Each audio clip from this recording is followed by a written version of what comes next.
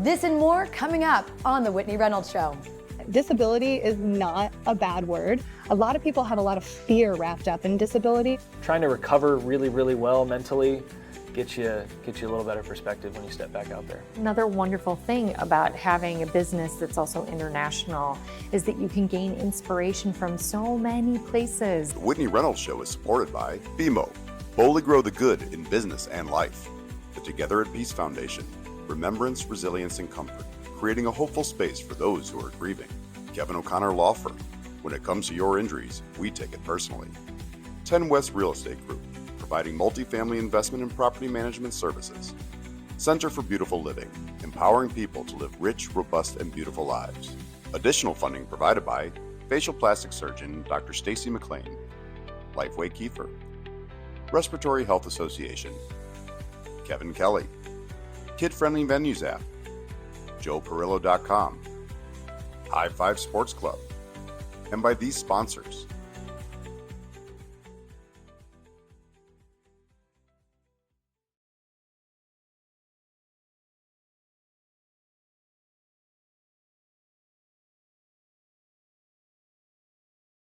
Please help me welcome the host of this show, Whitney Reynolds!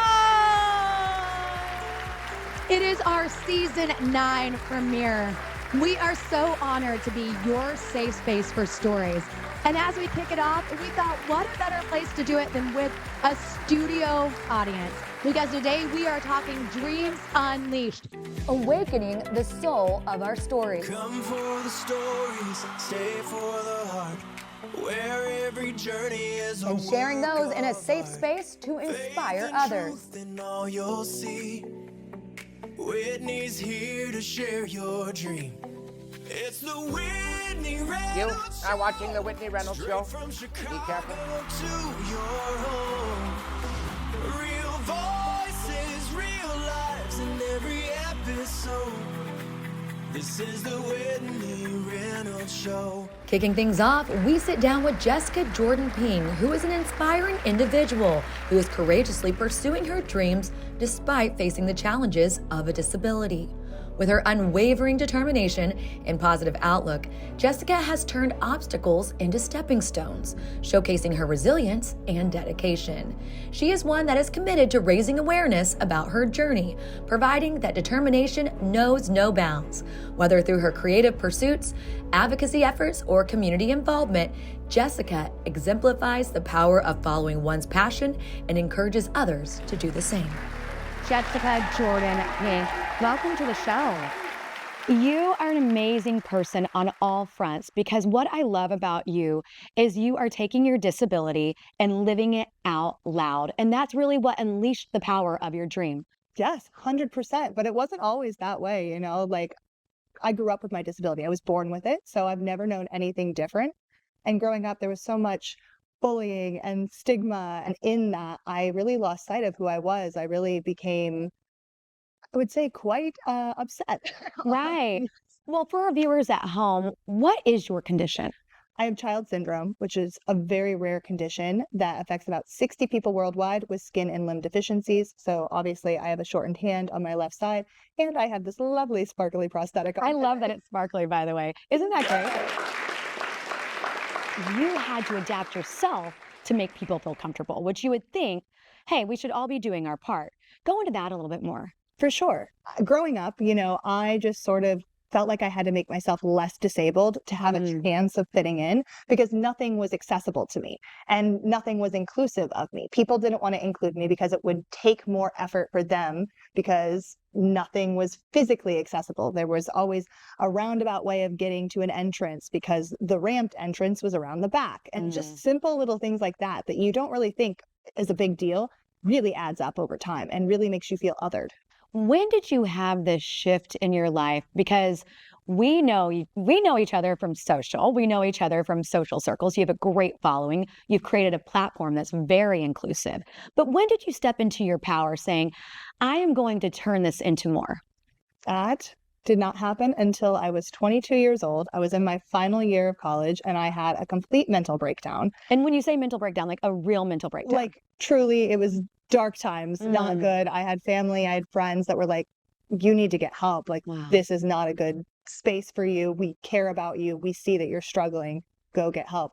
And so I went to therapy that was provided by my university. And for the first time, I had somebody say to me, you know, it's okay that you take up space. That sentence has gotten me through almost every hardship that I've faced since then. That is incredible. How did you unpack that? It took a while. So it was spoken to me, and then I went through different exercises, if you will, getting comfortable asking for help, getting comfortable talking about my condition or my experiences with family and friends at first, and then doing it a little bit more publicly. And Wow. where I am today doing what I do, where I'm not just taking up space, but I'm claiming it loudly and proudly. I love that. That is incredible. When I was prepping for our interview, I asked you, I said, you want me to say disabled? And you said, Whitney, that is what I stand on. Educate our viewers and our audience about that. 100%. Disability is not a bad word. A lot of people have a lot of fear wrapped up in disability because that's what systemic ableism will tell you. It tells you that we have all of these things, that disability should be othered because there's no accessibility, because it's usually associated with a traumatic story. But the reality is, disability is the one minority group that you can enter into anytime without warning, and it's just a natural part of the human condition. You can wake up tomorrow and have the flu and have a temporary disability for 3-4 days. Wow. If you think about it like that, you realize how natural it is. You realize how it's not something that's scary. It's something that's just part of life. And if we give space for that, we can really start to embrace it. I love that. Yes. You know, when you mentioned the word bullying and you said it hasn't always been easy. And so you created this contract that basically is a non-negotiable. You get up and do it. Walk us through a few of those steps. 100%. So I call it my rejection rescue kit. The rejection rescue kit, folks. I love that. You write down some media that is guaranteed to boost your mood. Definitely the Whitney Reynolds show. Yes. Yeah. You have your past slays and your no ways. So things that you've done in the past. Give us an example of one of those, like texting your ex. Ooh. Texting the ex. Mine would be being an investigative journalist on Instagram. Yes, I would be going back. Yeah, yes. I love that. And then you have people sign the contract, and you created this in a way to keep people going, even on their worst day. 100%. And the idea with it is really allowing yourself the space without guilt, without shame, to break down and feel your feelings so that you can really build that resilience muscle, and over time kind of get through sad days a little bit easier and realize that, hey, it's just part of life and it's okay. But you also need to feel how you're feeling. Like, that step is how you move on. Wow, I love it. Step to move on. You know, Jessica, thank you so much for coming on today. Next, we caught up with Jordan Spieth, the renowned professional golfer and philanthropist. We discovered how his foundation is inspiring some of our youngest dreamers to take a swing. What is a day like today with the kids and your foundation coming together for greater meaning feel like? I think it's really cool. You know, for me, the fresh perspective of golf through like a junior golfer's eyes is something that, you know, I just haven't had enough of. You know, when we get locked into it being our jobs, and then all of a sudden you come back out and you just see the kids from all over high-fiving each other, and they've never met each other. They're from different parts of the country, and you're like, this is really cool about this game of golf. So when you went up the chain in golf, and at a very young age, how did you stay anchored in still giving back? It was always around me. So my high school, it was just what they did. I went to a Jesuit school here in Dallas, and then as a professional, it's what the PGA Tour does. It's what the PGA Tour players do. It was just part of what everyone does. And then, you know, as things went better and better for me, I had a bigger and bigger platform, and it was like, okay, what can we shape this into? Jordan Spieth and his foundation's investment in the next generation is full circle. Golf changed his life. He grew up on the course where we tape today, and even accepted UT's offer to play in college right here. And then, as only a sophomore, he turned pro. Who are your mentors? You know, the first one that comes to mind on the PGA Tour was Zach Johnson.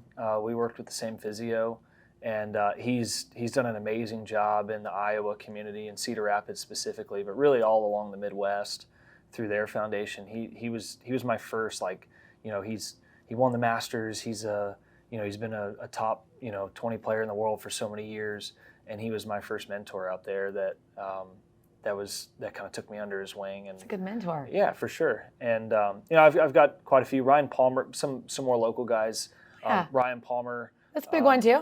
Yeah, for sure. Yeah. He's an Aggie though, so I try not to kind of. Exactly. We both feel that way about the Aggies. Yeah. But he's a good Aggie. But yeah, Ryan Palmer and Zach Johnson were probably my first two mentors on tour. JJ Henry was another one. What age was that when they took you in? I was 19 when I came out. So 19. Yeah. So I needed some help from some of those guys. Mm-hmm. You know, everything was new. I was the youngest by a few years. So that was and then you're traveling the world. Playing golf and like just doing a game that I was, just doing in high school a couple years ago. It was bizarre. Wow. So, I didn't realize how much I needed it. They just seemed like good friends that were good people that I liked to hang out with. We had a lot of things in common. And now looking back, I was very, very blessed to have them there. Yeah, I feel like we're not the same age. I'm a little older, but I feel like a lot of people grew up with you, because when I say that, when I was prepping for this interview and I was talking with different people, they all root for you because they saw you come into who you are today. Throughout his career, he's claimed many awards and even won the Masters in 2015. He's known as one of the best and continues to push on despite any setbacks. But I do need to point out the obvious, the surgery. Yeah. How are we doing? I'm doing well. Yeah, I'm 4 weeks in, and it's kind of, unfortunately, it's like it looks worse than it is. It doesn't look that bad. I mean, well, it's just it's kind of a tough recovery for such kind of a small surgery. It's just a really patient, long recovery because we use our wrists. Use it every day. Take a beating, right? So that's what caused it in the first place. But hopefully by mid-November I'm swinging, and hopefully that means 6 weeks later I can feel like I can play a tournament. But it's still a long way to go just to get to November. So so I'll take it slowly. I'm kind of doing as much as I can without risking anything, and I've got the time to do it this off season. So, so that's how it's going. Okay, last question, because you kind of touched on this with, saying slow, being patient. Yeah. The mental mind game of golf. That's one thing that the kids kept bringing up. Yeah. And I was surprised because I think of golf of just like hitting a ball and, in the cart having a good time. Yeah. There's a lot more that goes into it, but how do you mentally prepare and stay in the game even after a setback? Well, I think the questions they were asking were maybe different than what I have to deal with more. Now, what they were asking is more, situational, dealing with nerves of the first tee, or how do you deal, I'm emotionally up and down during the round, how do you help change that? For me, it's more like, how do you rest and recover and give your mind a break, because you're on. So true. And we're playing, our tournaments are 4 days in a row, right? And they're, 4 to 5 hours long each day, but that's a 8-hour day between the prep and then what you do afterwards, which is not uncommon for any athlete to be playing. But when you're in 4 weeks in a row or something, how do you come home? How do you mentally just get away from that part of life? How do you get grounded again? And so what they were asking was more, how do you deal with people watching you hit golf balls? We get used to that. I don't worry about that as much anymore. Like, I'm not jaded by that. Well, here and there, certain shots mean a lot more than others, and I still feel it. So I can certainly, and I remember, what it was like when that happened. But, for the mental grind of a season professionally is more like, how do you learn how to kind of get your mind right, get back, get grounded, get recovered, like recognize that this isn't, when you're out there, it's like, it's life or death. It's like, it's what I do. Everything revolves around how I perform today, versus you come home and you're like, yeah, it really doesn't. The world still goes around. And so it's kind of trying to recover really, really well mentally, get you a little better perspective when you step back out there. We couldn't leave our audience out with today's topic, so we asked them, what are you chasing? And where's our next dreamer at? My name is Jessica, and my first dream was to be a clinical psychologist, and now I'm parlaying that into a jewelry brand. I love that so much. Thank you so much. So many fabulous streamers. A visionary who learned early about the American dream and channeled that energy into her own business, perfecting her craft. So he was telling me the story of my great-grandfather and how he walked down the stairs one day at the turn of the century, like very late 1800s, and told his mother, you know, Europe is over, I'm moving to America, I'm going to start a business. And that's what he did. And they were all a little bit surprised because at that time, you know, they sort of felt Vienna was the center of the universe. And when he did that, they gave him the nickname Koval, because Koval in many Eastern European languages, you know, means blacksmith. But in some dialects and also in Yiddish, it means somebody who, like a blacksmith, forges ahead or forges something new, can turn that metal into a new shape. We toured her plant, and each machine told a story, walking and talking through her entrepreneurial aging process that created not only a distillery, yet also a legacy, one that required even changing laws. It's a risk. It takes a lot to start any business, but with this business in particular, you know, there are so many laws. We're one of the most regulated industries in the United States. So in getting started, we had to really start weeding through a lot of the laws to even think, can we do this? And when we looked through everything, we thought, yes, we can. We recognized that it was going to be very difficult because it involved us needing to I had to get the laws changed, you know, in Illinois to make it possible to have a craft distillery, to do tours, tastings, to have a tasting room like this. It was not legal when we got started. What gave you that to say, I think we can do this? You know, I really think it's part of the American spirit at the end of the day. I mean, we're able to make things happen. You know, when we started, there were less than 50 distilleries, period, in the entire United States. And many of them were incredibly large companies.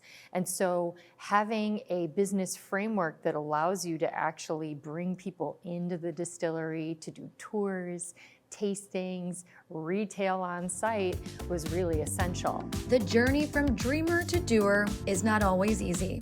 She had to be spirited in more ways than one. You were doing something completely different, and you had that moment of, are we happy? Do we do a shift? Can we do a shift? When did you pump the brakes on your old lifestyle? You know, I think a lot of people realize that their life might have chapters in it. We were facing the idea of how do we want to be a family, you know, and with that, where do we want to be a family? You know, I'm from Chicago, and so I wanted to be back in the city because I wanted to also be close to my parents. I wanted to have that connection, you know, from generation to generation. And, you know, so we started thinking, okay, well, how do we get back there? Whiskey was the solution. How did your old career help what you're doing now? You know, I feel that everybody has different phases, but you never leave anything behind. So, you know, while I was a professor, before I became, you know, the queen of Koval. There you go. I spent a lot of time researching. I spent a lot of time writing. I spent a lot of time organizing. You know, that is something that you do as an academic. And then I applied all of those skills to what I'm doing now. It certainly helped me gather all the information that I needed to try and get the laws changed. You're always trying to make it better. Every day is an opportunity to improve. And that's something that I learned, you know, as an academic, as a teacher. And so the same thing is true for the business, you know, constantly trying to improve, constantly trying to be better. With where you are now, you created new product lines. You actually just recently launched one. Yes. What is that like for you? You know, life is movement. You know, one can't get comfortable in doing the same thing, even if it's great, that one always needs to innovate and try and do different things and unique things. And so we're very excited that, you know, Koval is at a stage in which we can do that innovation, you know, getting inspired by the world, you know, and part of that, you know, with the gin line is that we spend a lot of time in Japan for business and love, you know, so many of the flavors and And so, that's another wonderful thing about having a business that's also international, is that you can gain inspiration from so many places, and so many. It's incredible. If you had to leave them with some wisdom of maybe a lesson learned or something that even whenever it didn't look like it was possible, kind of gave you that hope to keep going, what would that be? I feel that there's never a bad time to start a good business. If you have a great idea, you can go with it. When we started Koval, it was 2008. You'd just seen, the recession. It was really bad time, as some might think, when we left our careers to do this and gave up health insurance and all the things at the time, there were so many risks involved. But at the end of the day, it was, it's such a blessing to be able to try. When I said, where are dreamers at in the studio, you immediately popped up. Tell us about your dream. So my dream would be my illustrator. I'm a published author, and the first time around, just like any project, it was, I would say, a 6. I wanted to get to be a 10 because it was inspired by over 1,500 students that I walked through suicide assessments with in my decade of social service as a social worker. And this time around, I have an international best-selling illustrator who is helping me reproduce this work, but we just found out that she has pancreatic cancer. And she is in South Africa, and they have a different healthcare system. And I said, Mitch, what will you want your legacy to be? Because she says, we got to finish this book. And I said, okay. And after we're done, I'm going to champion your message, Mitch. What is the message you want championed? And she said, unconditional love. Wow, that is so powerful. Thank you so much. We are actually at the theater where you are performing. Welcome to the show, Teal. There's so many amazing theaters all across the U.S. Yes, Broadway is the big dream, and I have done Broadway. I love Broadway, but some of the most magical jobs are in some little town that I haven't been to, doing a show for like 3 months at a regional theater, and it's just beautiful. And then taking a show on the tour, like & Juliet, going across America.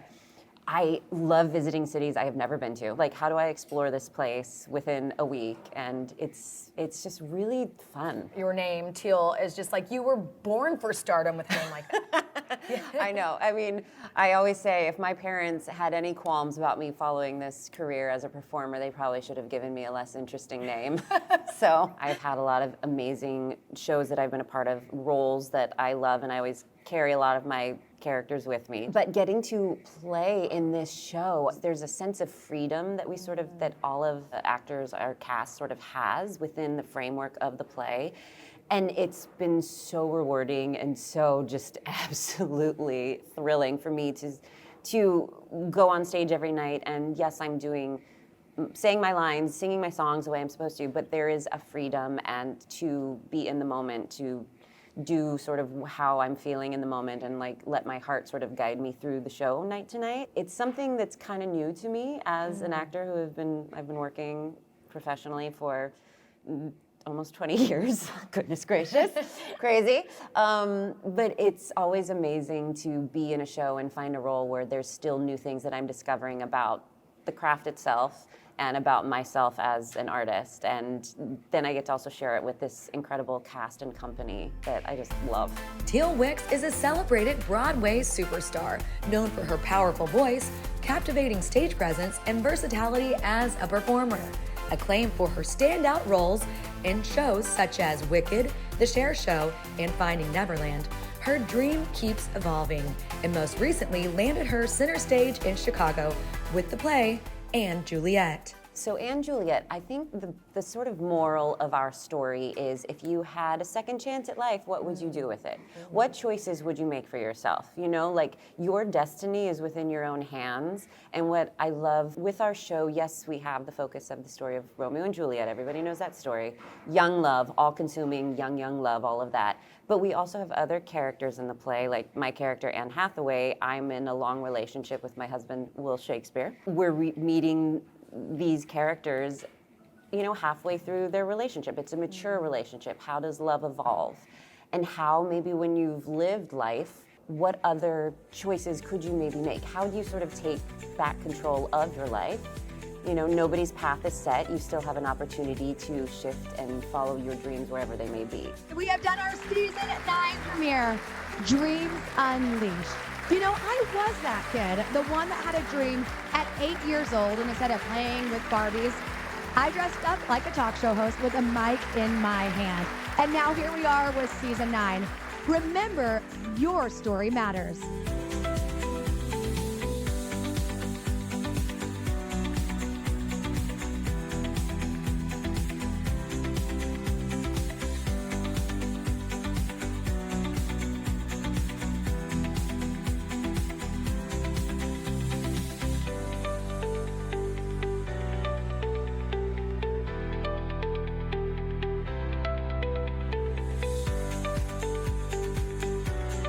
Whitney Reynolds Show is supported by BMO, Boldly Grow the Good in Business and Life. The Together at Peace Foundation, Remembrance, Resilience, and Comfort, creating a hopeful space for those who are grieving. Kevin O'Connor Law Firm, when it comes to your injuries, we take it personally.